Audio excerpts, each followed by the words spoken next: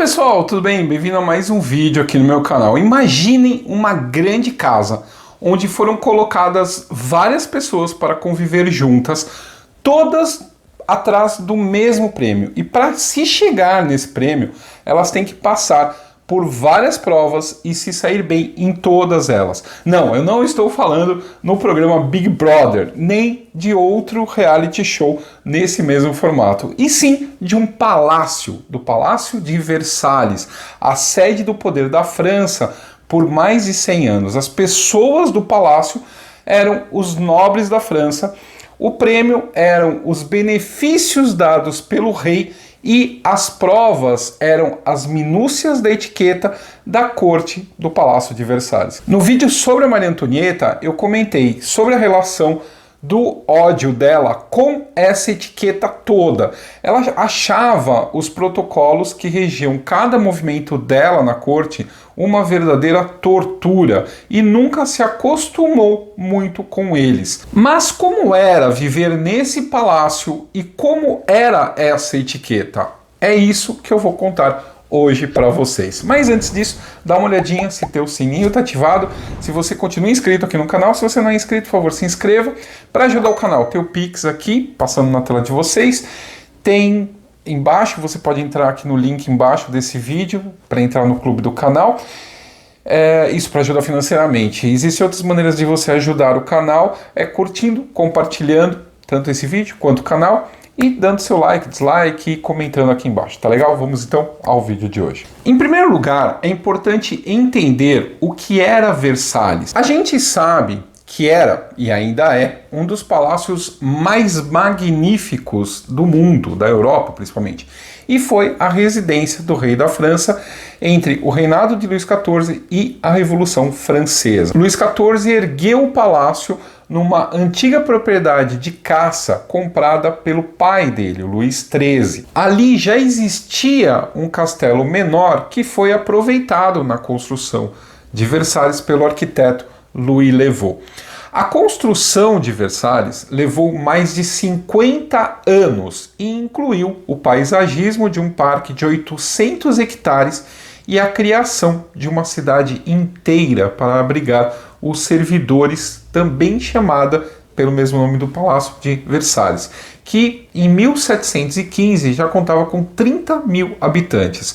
Luís XIV, que ficou conhecido como o Rei Sol, ordenou a construção de Versalhes em 1661, um ano que foi muito importante para o governo dele. Foi quando ele declarou que iria governar sozinho a França, sem um ministro para fazer isso em seu nome. Ele decidiu que ia ter o poder absoluto. E dá até para entender por que ele tomou essa decisão quando a gente olha para o que aconteceu nos primeiros anos do reinado dele.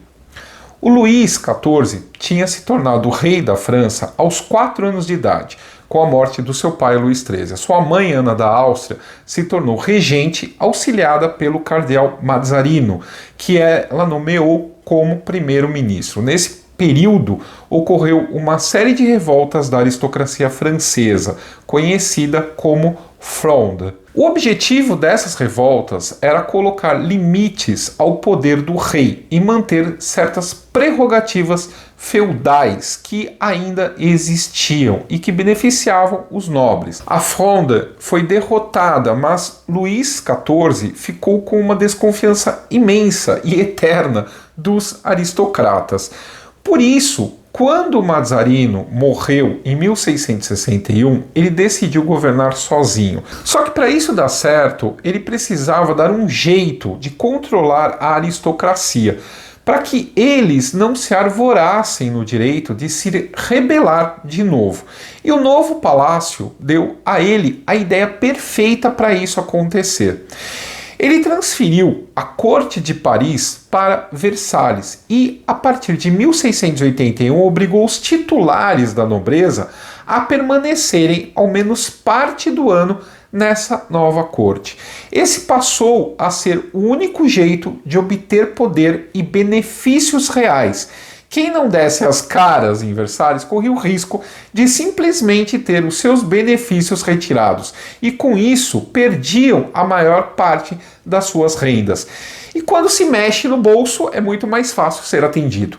Assim, o Luís XIV esperava reduzir a base de poder dos nobres nas províncias e foi exatamente isso que aconteceu. A ideia de manter todo mundo na corte era muito simples.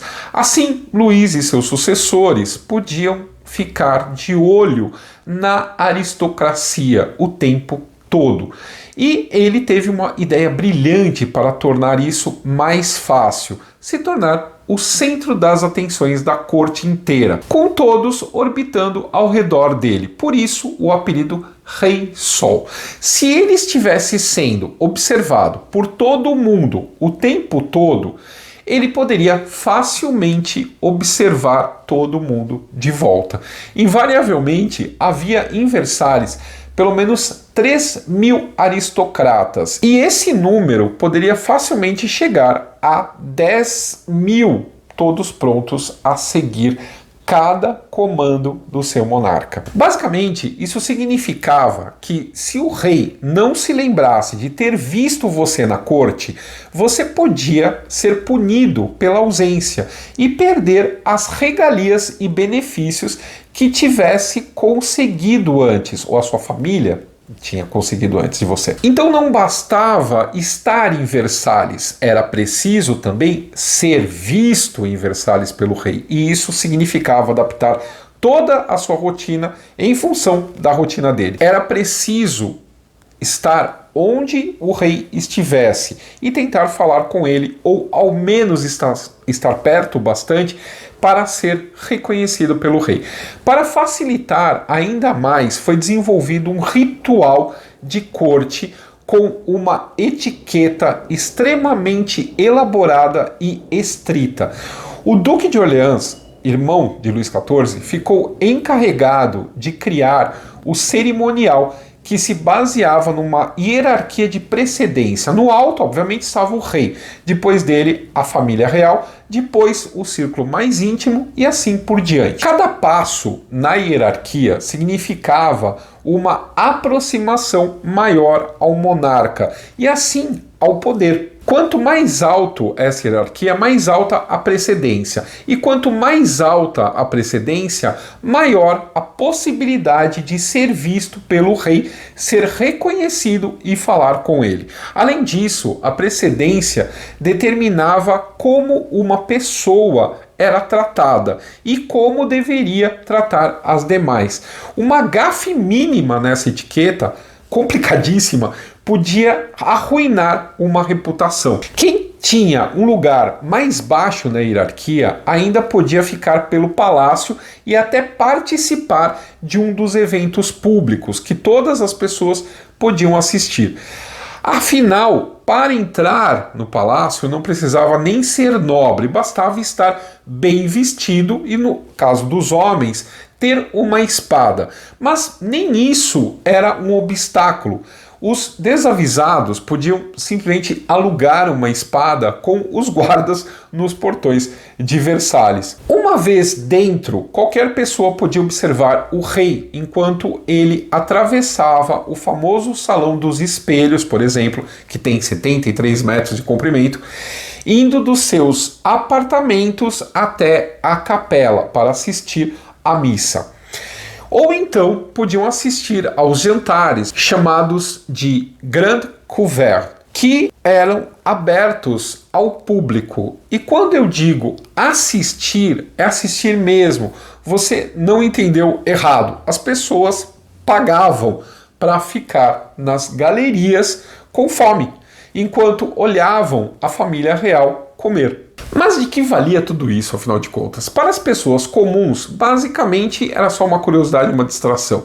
Mas para os aristocratas, era um jeito de tentar se destacar aos olhos do rei, a ponto de receber uma das inúmeras funções na corte. Além do prestígio pessoal, essas funções também traziam remunerações, algumas delas bem poupudas. E todas elas dependiam exclusivamente do capricho do rei, que podia dar ou retirar benefícios ao seu bel prazer. Com isso, ele tinha um meio seguro de controlar os nobres que ficavam concentrados em paparicá-lo, ao invés de tramar revoltas. Era uma forma, na verdade, de controle social. Eu disse que qualquer pessoa podia entrar no palácio para as ocasiões públicas, mas para receber esses benefícios era preciso ser aceito na corte. E para ser aceito na corte era um longo processo, não era uma coisa simples. Em primeiro lugar, os genealogistas reais precisavam certificar a nobreza da pessoa, chegando muitas vezes a vasculhar antepassados dela até o século XV. Para as mulheres era um pouco mais fácil, bastava elas serem casadas com um nobre. Depois era preciso fazer sua apresentação oficial, o que também não era uma coisa muito simples.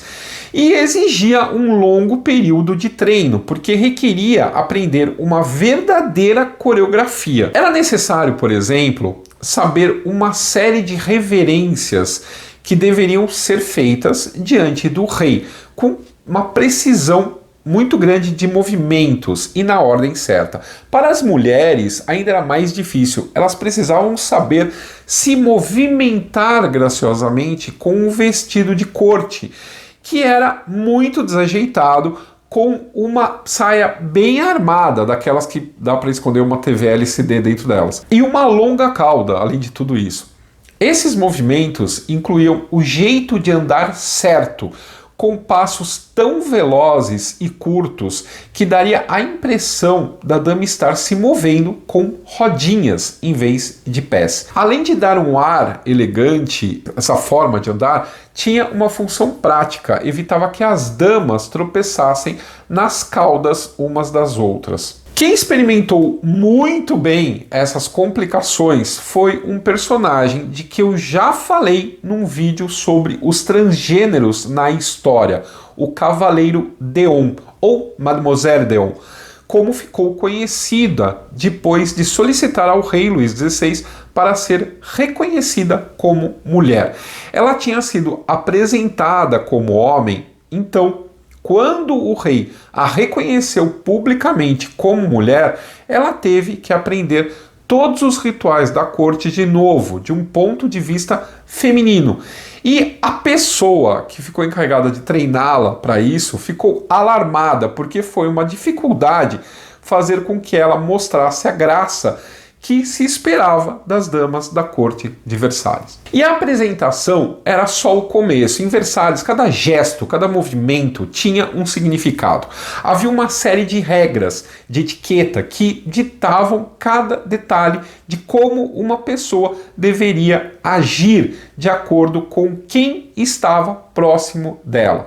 Por exemplo, ao encontrar uma pessoa, havia o jeito certo de saudá-la, dependendo da posição dessa pessoa na hierarquia e também da sua posição na hierarquia. A conversação, por exemplo, seguia também essa hierarquia. Uma conversa entre pessoas de status desiguais, diferentes, só podia começar quando a pessoa de maior precedência, de maior hierarquia, falasse com a de menor precedência. Outra regra era que ninguém podia abrir uma porta, a não ser um funcionário subalterno, um porteiro. Então, se um nobre quisesse passar e a porta estivesse fechada, ele tinha que ficar ali até o porteiro aparecer e abrir a porta. Também não se podia bater na porta das pessoas da família real. Os cortesãos, eles tinham que aprender um jeito muito particular de se fazer notar, só arranhando a porta com o dedinho da mão. Um outro exemplo era quando alguém entrava nos aposentos da rainha. A saudação da rainha podia ser um aceno de cabeça.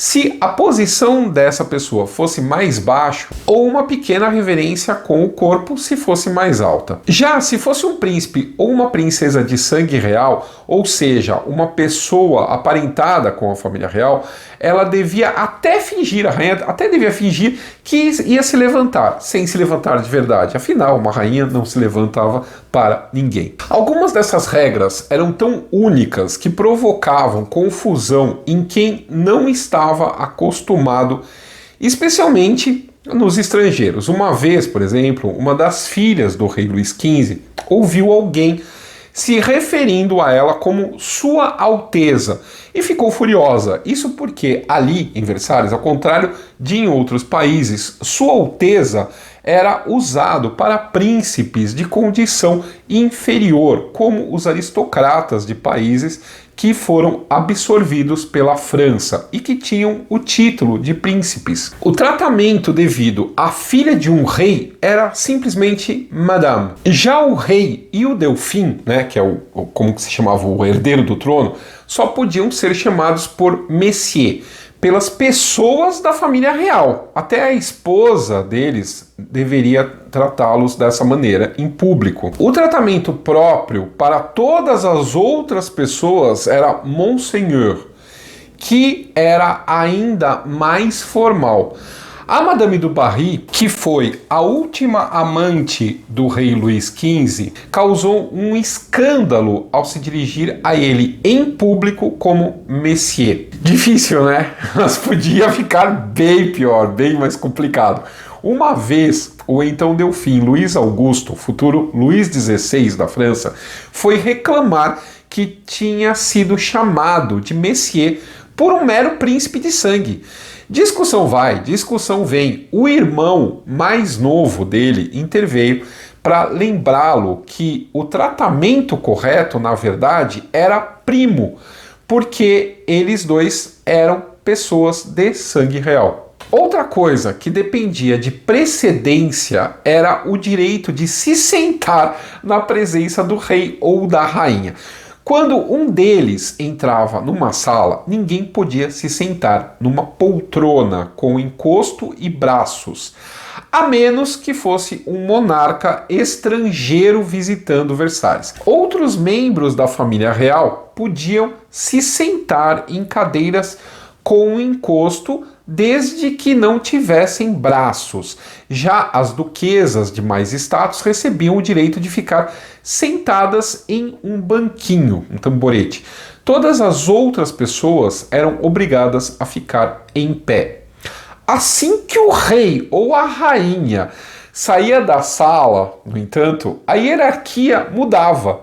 Então, o Delfim, por exemplo, sendo a pessoa de mais precedência dentro da sala, podia sair da cadeira sem braço e sentar na poltrona com braço. Uma duquesa ou um cardeal, que é um príncipe da igreja, eles podiam ir do banquinho, né, do puff, para uma cadeira sem braço, enquanto um príncipe estrangeiro podia sentar no banquinho que estava desocupado. E assim por diante, né, uma verdadeira dança das cadeiras. As pessoas iam mudando de assento, de um assento para o outro, conforme quem entrava na sala, né? Se o rei voltasse para a sala, mudava tudo. E essas questões de precedência valiam para tudo, gerando disputas intermináveis por detalhes, que para a gente podem parecer até ridículos.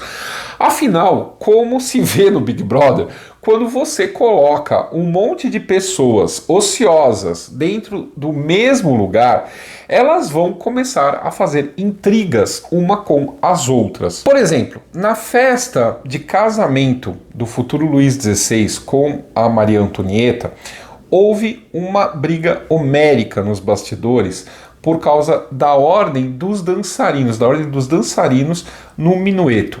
Isso porque os duques tinham precedência sobre os príncipes estrangeiros. Mas ser parente da Delfina, no caso da Maria Antonieta, também dava precedência. Então, quem deveria entrar primeiro na dança, né, no minueto? Os duques ou os membros da casa de Lorena, que apesar de serem meros príncipes estrangeiros, eram parentes da Maria Antonieta. Pois é, Isso deu uma confusão. A própria moradia dos nobres indicava o seu status. Por exemplo, Versalhes era um palácio muito grande, ele tinha 700 aposentos que o rei podia dar a este ou aquele cortesão de acordo com a sua vontade. Então havia uma hierarquia na residência.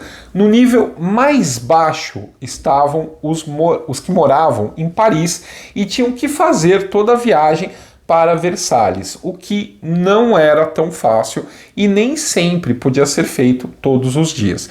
Depois vinham os que tinham casa na cidade de Versalhes e podiam passar o dia todo no palácio, mas não eram importantes o bastante para passar a noite no palácio. No alto estavam os que viviam lá, e esses também tinham uma hierarquia.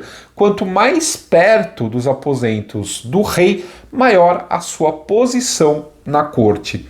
Tudo isso garantia que a intenção do Rei Sol se realizasse. Os aristocratas estavam tão ocupados lutando uns com os outros por causa da precedência social que não tinham tempo para brigar, para tramar contra o monarca. Só que havia um outro lado nisso, que não era só uma disputa por status. Em Versalhes era esperado dos cortesãos que vivessem de acordo com a sua posição. Quanto mais alta, mais pompa e luxo se esperava deles. Todo mundo se vestia com veludos e sedas caríssimos, tudo na última moda e novo em folha, obviamente.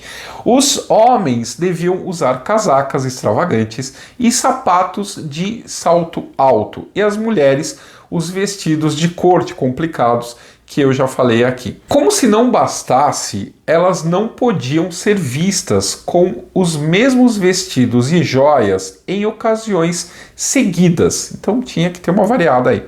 Os homens deviam ter as suas próprias carruagens e a sua própria criadagem. Além disso, o direito de morar no palácio não incluía as refeições. Então, mesmo quem estava no alto da hierarquia, no alto da cadeia alimentar, os que tinham aposentos em Versalhes tinham que gastar dinheiro trazendo comida de fora, ou mandando fazê-la mesmo. E era considerado adequado essas pessoas de mais alta posição providenciar alimentos para as pessoas de status mais baixo. Também se esperava que eles estivessem dispostos a receber uns aos outros em festas opulentas. Quanto maior o seu status, mais luxo se esperava dessas festas. E tudo isso custava dinheiro, muito dinheiro. Assim, se criava um ciclo vicioso. Os cortesãos, eles gastavam dinheiro para poder serem notados, para poder receber benefícios e posições, para assim ganhar mais dinheiro, para ter mais dinheiro para gastar, para serem mais notados, para receber posições e benefícios maiores e melhores. E assim por diante, quer dizer, o negócio se autoalimentava. Mas não eram só os nobres que tinham uma lista infinita de regras para seguir. Para a família real, podia ser ainda muito mais difícil e complicado, porque eles eram o centro de tudo aquilo e eram assistidos o tempo todo o tempo eles eram vistos. Era como se eles fossem atores num teatro, interpretando um papel para uma audiência. Só que a peça acontecia por todo o palácio e durava do momento em que eles acordavam até o momento em que eles iam dormir. Isso todos os dias. Os membros da família real não ficavam sozinhos em nenhum momento do dia. Eram acompanhados todo o tempo. No máximo, um rei ou delfim conseguia ficar a sós com sua esposa ou amante. Se era difícil para os homens, para as mulheres era praticamente impossível ficarem sozinhas um segundo. A privacidade, como a ideia de privacidade que a gente tem hoje, não existia. A privacidade em Versalhes, então, muito menos. Isso é uma ideia, uma invenção muito posterior, é uma invenção quase burguesa. A nobreza não tinha privacidade alguma. Então, ao mesmo tempo que o rei prendia todo mundo nesse circo armado, eles também eram presos, né? Versalhes, na verdade, era uma grande gaiola dourada. Para o público em geral, os principais momentos desse grande espetáculo, dessa vida real funcionando, eram, como eu já falei, a caminhada do rei para a missa, pelo Salão dos Espelhos, e o jantar, o Grand Couvert. Mas, para alguns poucos eleitos, havia 2 rituais diários que eram muito mais importantes. Eles eram conhecidos como lever e coucher, ou seja, levantar e deitar. Só as pessoas com precedência mais alta podiam participar desses rituais que aconteciam dentro do quarto do rei, da rainha, do Delfim, da Delfina. Ou seja, de quem governava ou ia governar a França algum dia. Estar presente na intimidade das pessoas reais não era para qualquer um, só para quem tinha o chamado direito de entrada. A família, os príncipes de sangue e nobres como duques e aqueles com títulos de príncipes estrangeiros podiam participar. Os servidores reais mais próximos também acabavam participando disso tudo. Em geral, havia cerca de 100 pessoas em cada cerimônia, sendo que, logicamente, só homens assistiam aos homens e só mulheres assistiam às mulheres. E no que consistiam esses rituais? O lever, ele acontecia, é lógico, no começo do dia. No caso do rei e do Delfim, era quando eles acordavam, por volta das 8h30 da manhã. Para a rainha e a Delfina, era quando começavam suas funções oficiais, em torno de meio-dia, quando elas, na verdade, já estavam de pé há várias horas e já tinham inclusive recebido o seu cabeleireiro para ajeitar os cabelos, para se arrumarem para o despertar. A cerimônia começava quando a pessoa real em questão tinha acabado de ser examinada pelos médicos reais, o que acontecia todos os dias pela manhã. Os cortesãos mais íntimos entravam primeiro e assistiam a pessoa lavar as mãos e o rosto e, no caso dos homens, se barbear. Em seguida, o restante daqueles que tinham direito de entrada eram admitidos e então a pessoa era despida das roupas de quarto e vestida com as de corte. Os cortesãos ou cortesãs com precedência mais alta que estivessem no quarto tinham direito de ajudar a despir a pessoa real. Era um sinal de proximidade que eles tinham com a realeza e, consequentemente, com o trono. Em seguida, a pessoa era vestida peça por peça, sempre seguindo a ordem de precedência. O rei ou o príncipe tinham que ficar lá parados, feito uma estátua, enquanto eram vestidos e não podiam tocar em nada, porque entregar cada peça era um privilégio de uma pessoa. À noite, quando eles iam dormir, as pessoas reais iam dormir, iam se deitar, esse ritual se repetia no coucher, mas ao contrário, começava pelas pessoas de menor precedência, tirando as peças mais externas da roupa e terminava com a de precedência mais alta, entregando a vela para a pessoa ir dormir. Afinal, não havia nada mais íntimo que ser a última pessoa a entregar alguma coisa ao rei ou à rainha antes que ele fosse para a cama. E como em todo o resto, as precedências nesses rituais também eram a coisa mais complicada. Assim como na questão de quem podia se sentar se alguém de precedência maior entrasse no quarto durante o lever, por exemplo, essa pessoa também passava na frente das outras que estavam realizando o cerimonial. Para se ter uma ideia, certa vez a Maria Antonieta já tinha sido despida e a dama de posição mais alta na sua corte tinha tirado as luvas para colocar a camisa que se usava por baixo do corpete, como uma lingerie. Nesse momento, a duquesa de Orleans, ela entrou no quarto. Como era uma princesa de sangue, ela tinha precedência, então a pessoa que estava com as roupas nas mãos entregou a ela, que começou a tirar as suas luvas para poder vestir a Maria Antonieta. Só que então entrou a condessa da Provença, que era casada com o irmão do Delfim, portanto cunhada da Maria Antonieta e membro da família real, o que fazia ela ter precedência sobre a duquesa. Na tentativa de apressar as coisas, ela não tirou as luvas e acabou derrubando a touca de Maria Antonieta. Enquanto isso tudo acontecia e as pessoas tentavam arrumar a confusão que se armou, a Maria Antonieta estava lá, pelada, no meio da sala, tremendo de frio. Ela até tentou rir da situação, mas não antes que as pessoas a escutassem murmurando com grande razão. Isso é ridículo. Não é à toa que a Maria Antonieta detestava essa etiqueta toda de Versalhes e nunca se acostumou muito com ela. A Maria Antonieta era a princesa de família mais nobre que tinha se casado na França desde Maria Teresa da Espanha, mulher do Luís XIV, que também era uma Habsburgo. E Maria Antonieta achava que toda essa pompa e circunstância era absurdo. E o marido, o Luís XVI, também não era lá muito fã de tudo isso. Ele era muito tímido e odiava ficar exposto a todo mundo. Os dois preferiam ter uma vida pessoal só deles, longe dos olhos dos cortesãos.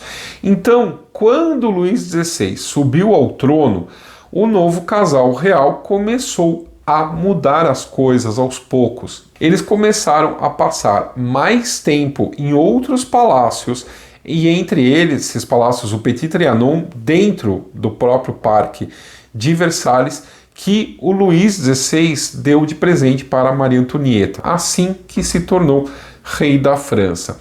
Nesses lugares, tanto Petit Trianon quanto em outros lugares, havia menos formalidade e os dois tinham mais privacidade também.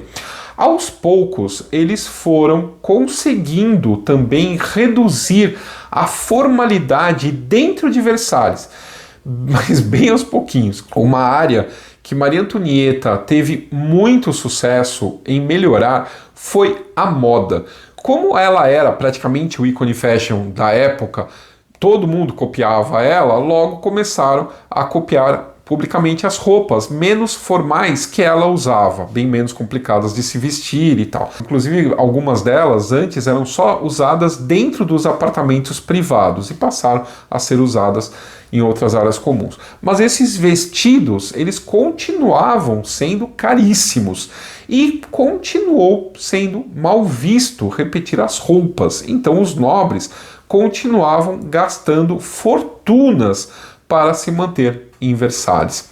Esse gasto desmedido acabou sendo um dos vários elementos que levaram à Revolução Francesa, como vocês podem ver neste outro vídeo aqui do canal. E vocês, se vocês pudessem voltar no tempo e ir visitar a corte de Versalhes, acha que iriam se dar bem com toda essa etiqueta? O que vocês acham aí? O que vocês acham? É de mais ou é de menos?